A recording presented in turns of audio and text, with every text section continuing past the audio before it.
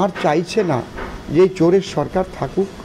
তারা শুধু মোদিজিকে কেন্দ্রে দেখতে তো চাইছেনই, প্লাস অতি সত্বর বাংলা থেকে এই চোরেদের বিসর্জন দেবার জন্য তারা কিন্তু নীরবে ভোটটা দিয়েছে।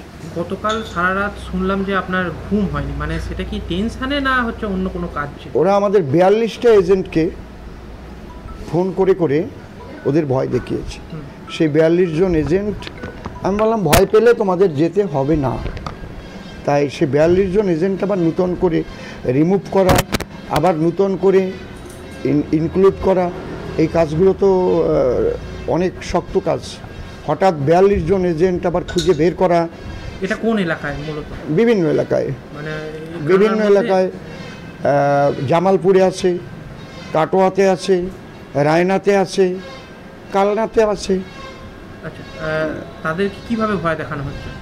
তাদের ফোন করে, এখন ফোন এলো যেমন সায়ন নামে একটা ছেলে, সে এদের টেবিল নাম্বার জানতে চাইছে, এরা কে কোথায় বসছে, কোন বুথে বসছে, এদের বাড়ি কোথায়, এগুলো এখনও জানতে চাইছে ফোন করে করে। আমি এই কথাটাই মাননীয় ডিএম সাহেবকে বলেছিলাম যে আপনাদের এখান থেকে কিন্তু যারা কাউন্টিং এজেন্ট, আমরা যে চার্টটা এখানে জমা দেই, সেই চার্টগুলো কিন্তু এখান থেকেই গোপন না রেখে অন্য অন্য দলের হাতে, বিশেষ কোনো দলের হাতে চলে যায়। এটা আপনারা দেখবেন। এবং সেই ঘটনাটাই ঘটলো।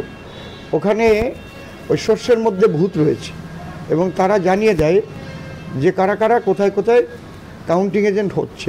যেমন আমাদের একটা বাস, আজকে এখন খবর পেলাম 6টা বাস করেছি আমি, যেটা কাটোয়ার বাস, ওটাকে ওখানকার এমএলএ যিনি, তাকে ভয় দেখিয়েছে এখান থেকে কোনো বিজেপির বাস ছাড়বে না, কিন্তু সেই প্রথম বাসটাকে ক্যান্সেল করেছে।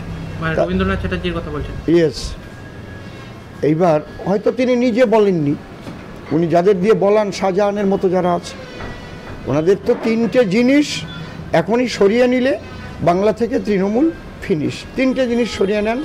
শুধু দিদিমণির মুখের মিথ্যা কথাগুলো, উনি যেমন মিথ্যা কথা বলেছিলেন সিএ পাস হলে মুসলমানদের তাড়িয়ে দেবেন, সিএ পাস হলে, সিএতে কেউ যদি অ্যাপ্লিকেশন করে উদ্বাস্তুরা, তাহলে সে কিন্তু নাগরিকত্বহীন হবে। তারপরে উনি যে কথাগুলো বলেন, মিথ্যা কথাগুলো, যে 100 দিনের টাকা সব কেন্দ্র দিচ্ছে না, কিন্তু টাকাগুলো যে ওনারা 1,32,00,000 যে নকল কার্ড করে টাকা। বর্ধমান পূর্ব কেন্দ্রের বিজেপি প্রার্থী অসীম সরকারের অভিযোগ যে ওনার কাউন্টিং এজেন্ট বর্ধমান শহরে পাঠানোর জন্য যে বাস করা হয়েছিল, সেই বাস নাকি কাটোয়ার বিধায়ক আটকে দিয়েছে এবং হুমকি দেখিয়ে সেই বাস বন্ধ করে দিয়েছে। কি বলবেন? আমি তো বাসই দেখলাম না এখনো, তো আর হুমকি বা কাকে দেবো, আর কোন বাসটাই বা আটকাবো?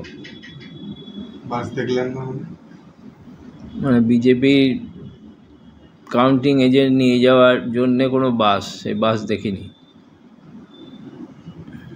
কি এজেন্ট নেই সেটাও জানি না।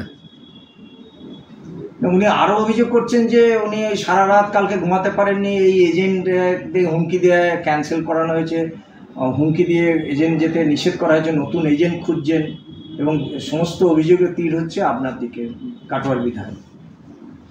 আমরা তো কাউকে হুমকি দিইনি, কাকে দেবো? মানে বিজেপির যে কেউ কাউন্টিং এজেন্ট বসবে সেটাও তো আমরা জানি না, তো দেবো কাকে হুমকি? আর ডিএম সাহেবকে উনি অভিযোগ করেছেন যে না, শস্যের মধ্যে ভূত, এখান থেকেই তার গোপন তথ্য বেরিয়ে যাচ্ছে। সেটা তো ডিএম ম্যাডাম তিনি উত্তর দিয়েছেন শুনেছি, এটা সরকারি ব্যাপার, এ ব্যাপারে আমি কোনো মন্তব্য করব না। তাহলে আপনি কোনো বাস আটকাননি বিজেপি এজেন্ট? না, বিজেপির এজেন্ট কোথায় আছে তাই তো জানি না, তো আবার সেটা কোন বাসে আছে তাও জানি না, তা কোন বাস আটকাবো আমি?